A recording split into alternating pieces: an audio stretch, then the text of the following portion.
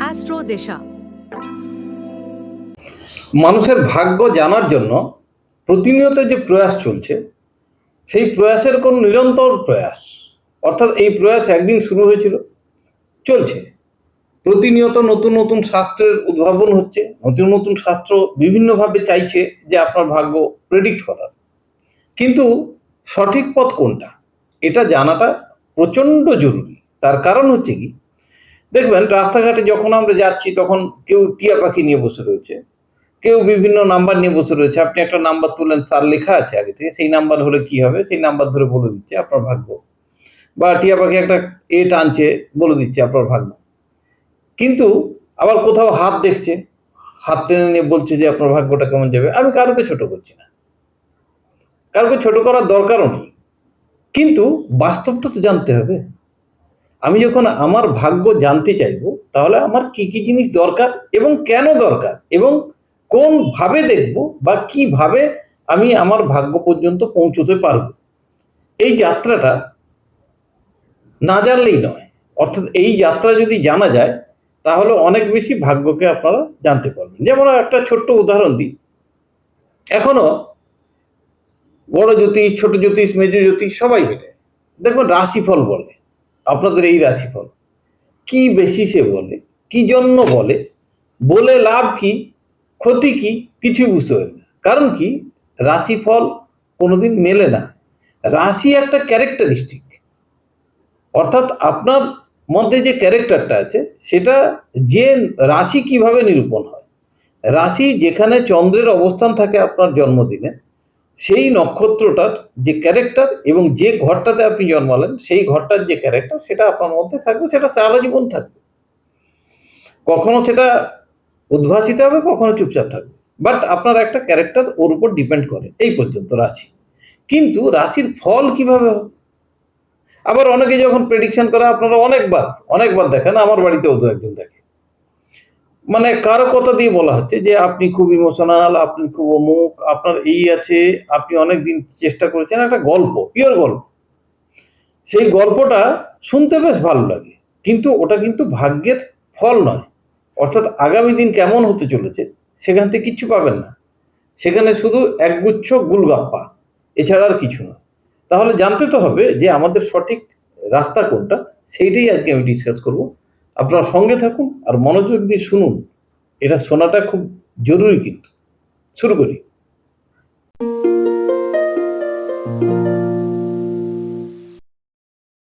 নমস্কার, আমি বিশ্বজিৎ, আর আপনারা দেখছেন অ্যাস্ট্রো দিশা। আমার একটাই প্রয়াস থাকে যে আপনারা এই অ্যাস্ট্রোলজিটা সম্পর্কে একটা সম্যক ধারণা যাতে আপনাদের মধ্যে ক্রিয়েট করতে পারি। কারণ কি, অ্যাস্ট্রোলজিকে কেন্দ্র করে এত চিট হয় আর এত ভাবে মানুষকে ঠকতে হয়, না বললেই নয়।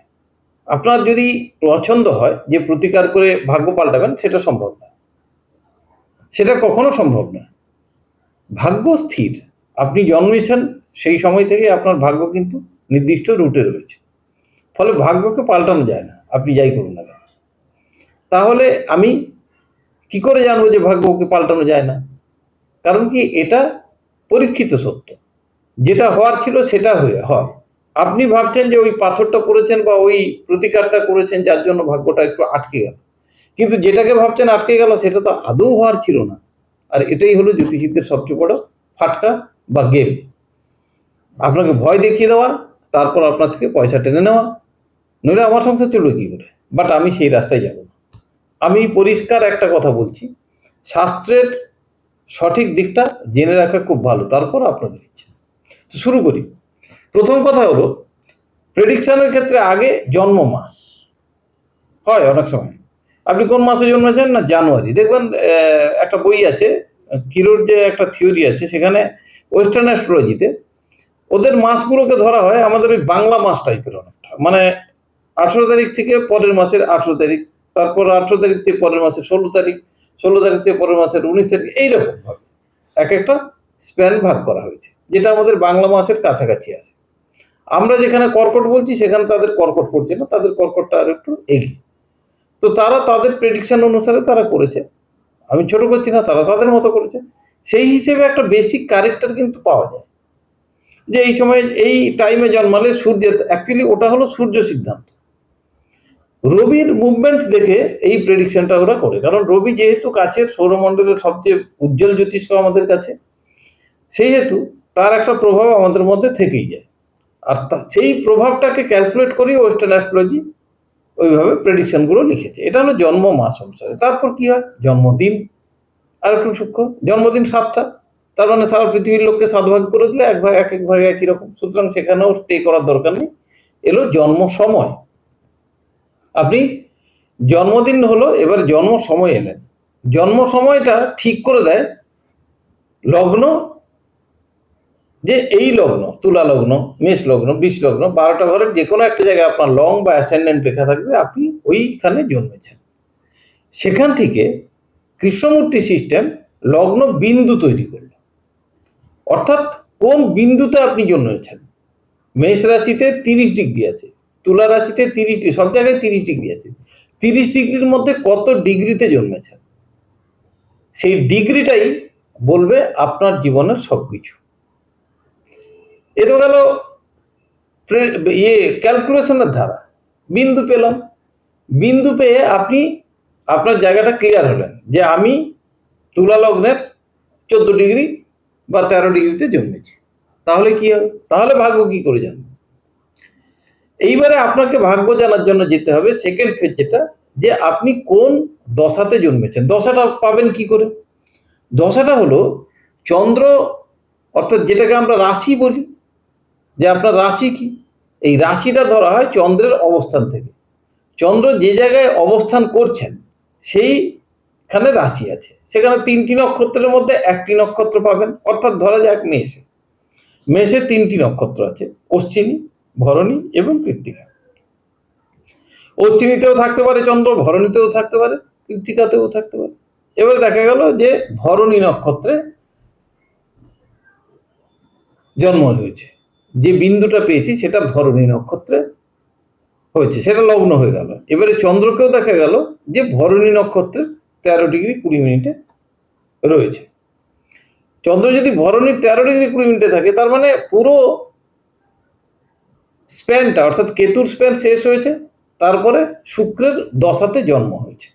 শুক্রের 20 বছর দশা চলবে। এইবারে এখানে একটা কথা বলে রাখি, যে এইটা যদি 13 ডিগ্রি 20 মিনিটের মধ্যে 50% ক্রস করে বা 25% ক্রস করে বা 1% ক্রস করে, তাহলে ওই 20 যে তার ভোগ্যকাল, শুক্রের যে ভোগ্যকাল 20 বছর, সেখান থেকে কমে যাবে। অর্থাৎ সেটা ক্যালকুলেশনও কমে যাবে, যে আপনি ভোগ্যকাল কত, 2 বছর হতে পারে, 20 বছর হতে পারে, 2 মাস হতে পারে, যা যে এনিথিং হতে পারে। তাহলে আপনি জন্মেছেন শুক্রের দশায়। শুক্র ভোগ্যকাল পেরোনোর পর পরপর দশাগুলো আসবে। কি কি দশা আসবে? শুক্রের পর আসবে রবি, রবির পর চন্দ্র, চন্দ্রের পর মঙ্গল, এইভাবে ঘুরতে ঘুরতে প্রত্যেকটা দশা আসবে। টোটাল স্প্যান বিংশোত্তরী দশা, মহাদশা 120 বছরের। এই 120 বছর যদি আপনি বেঁচে থাকেন, তাহলে প্রত্যেকটা দশা একবার করে আপনি ফেস করবেন। এবারে দশা একটা ফল দেয়। আমি বারবার প্রেডিকশন করি না যে দশাপতি ইজ দ্য প্রাইম মিনিস্টার, অর্থাৎ দশা যে ঘরের ফল দেবে এবং যে নক্ষত্রে অবস্থান করে থাকে ন্যাতাল চার্টে, তার ফল দেবে। এবং অলওয়েজ দেখতে হবে যে দশার মুভমেন্ট কিভাবে হচ্ছে।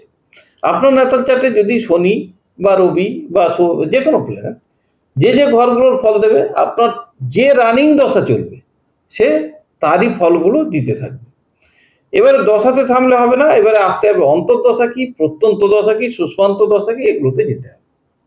দশা ধরলাম তো আপনার শনির দশা, অন্তর্দশা, শনির পর শনি, শনি অর্থাৎ শনি দশা, শনি অন্তর্দশা, শনি প্রত্যন্ত দশা, এটা শুরু হলো।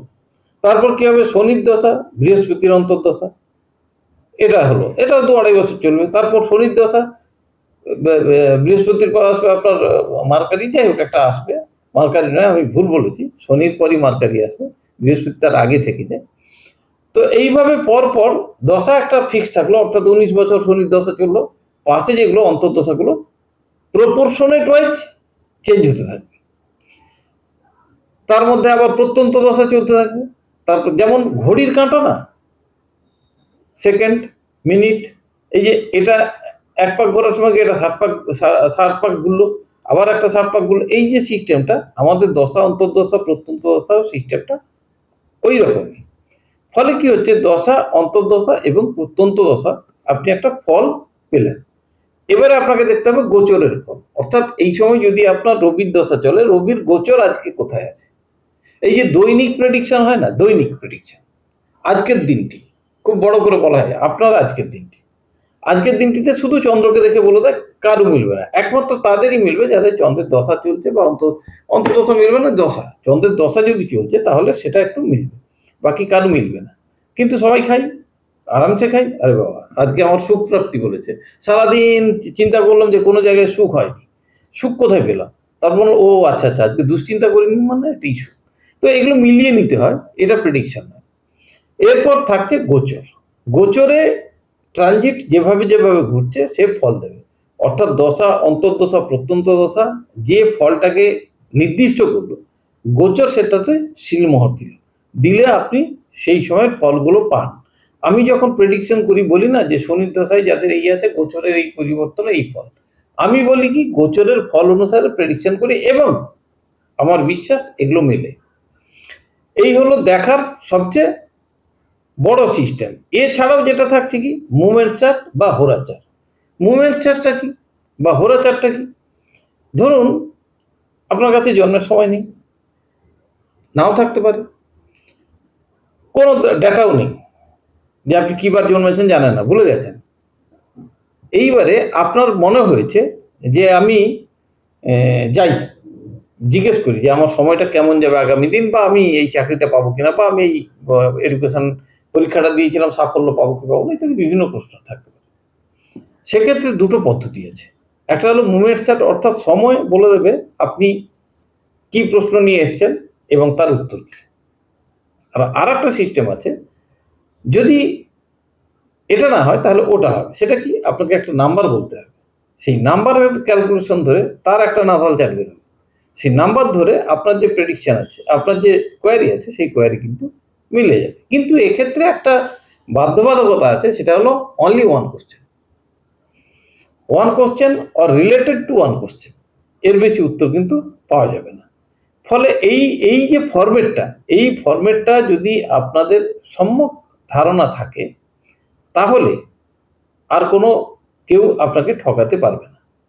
এবারে এই ঠকানো বলছি, আমি একটা কথা বলি, অনেকেই বলেন আপনার এই শনির প্রতিকার করতে হবে বা রাহুর প্রতিকার করতে হবে। আচ্ছা, প্রতিকারটা কিভাবে হবে? মানে আপনার চার্টে ধরুন শনি একটা জায়গায় তো অবস্থান করছেন বা রাহু একটা জায়গায় অবস্থান করছেন, প্রতিকার করলে কি ঘর পাল্টে নেবে, নাকি ওই ঘরের ফল দেওয়া বন্ধ করে দেবেন? মানে এটা কিভাবে হয়, কোনোদিন ভেবেছেন? ভাবেননি। বা যন্ত্রম, একটা হোমযজ্ঞ করে দিলে আপনার সময় ভালো যাবে। কি করে যাবে? আপনি কর্ম করলেন না, আপনি ঈশ্বর বিশ্বাস করলেন না সারা জীবন, আপনি নাস্তিকতায় প্রচণ্ডভাবে বিশ্বাসী, আর আপনি বাড়ি চাপে একটা হোমযজ্ঞ করে দিলেন, 5টা লোককে এনে খাইয়ে দিলেন, বা পুরুত মশাইকে লাখখানিক টাকা খরচা করে খুশি করে দিলেন, কি হবে? যদি আপনার ঈশ্বরের প্রতি আস্থা থাকে, আপনি ডাকুন ওনাকে। প্রশ্ন আসতে পারে যে আমি ঈশ্বরের কথা কেন বলছি, সে যে অঞ্চলেই থাকুন না কেন, ঈশ্বর ইজ ওয়ান। ঈশ্বর এই কারণে, কারণ কি, যখনই আপনি তাকে ডাকছেন তখন আপনার মানসিক যে কনসেন্ট্রেশন, সেটা কিন্তু একটা জায়গায় ইউনাইটেড হচ্ছে, অর্থাৎ সাবকনসিয়াস মাইন্ড অটোমেটিকলি একটা জায়গায় কিন্তু একটা জিনিস চাইছে। আর আপনারা, আমরা সবাই জানি যে সাবকনসিয়াস মাইন্ড আমাদের লাইফে, ফিউচারে বা এখন যা যা ঘটছে, এটা অতীতে এক সময় এই সাবকনসিয়াস মাইন্ড কিন্তু আমাদের রেডি ছিল, এই চিন্তার মধ্যেই ছিল, যার জন্য আজকে সেটা আমরা পাচ্ছি। ফলে সেক্ষেত্রে প্রফিট আছে, লোকসান নেই। আবার অনেকে আছে জড়ি, মানে জড়ি শিকড়ি বলতে ওই কি বলে কবচ।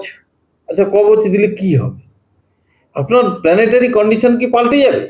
একটা বিজ্ঞাপন দেখেছিলাম, সেখানে বেশ মজা করেই লেখা ছিল যে আমরা দরকার পড়লে রকেটে গিয়ে প্ল্যানেটারি কন্ডিশন সিচুয়েশন চেঞ্জ করেও ফিরে আসতে পারি। এগুলো যোগ ব্যাপার, এই নিয়ে ভাবলে লাভ নেই। সত্যিকারের অ্যাস্ট্রোলজিটা বিশ্বাস করা উচিত, আর তার সেই অনুসারে ফলো যদি আপনি করতে পারেন, সেই অনুসারে যদি আপনি চলতে পারেন, তাহলে আপনি কিন্তু অপ্রতিরোধ্য। অর্থাৎ আপনি আপনার ভাগ্য অনুসারে চলতে হবে আপনাকে, তাহলেই ভাগ্যকে সঠিকভাবে ইউটিলাইজ করা যেতে পারে। এই থাকে এই পর্যন্ত। কেমন লাগলো বলবেন, আর কমেন্ট বক্সে কমেন্টস অতি অবশ্যই করবেন, এবং যারা নতুন এসছেন তারা সাবস্ক্রাইব করবেন। নতুন নতুন তথ্য নিয়ে আবার আসবো। আজ এই পর্যন্তই, নমস্কার।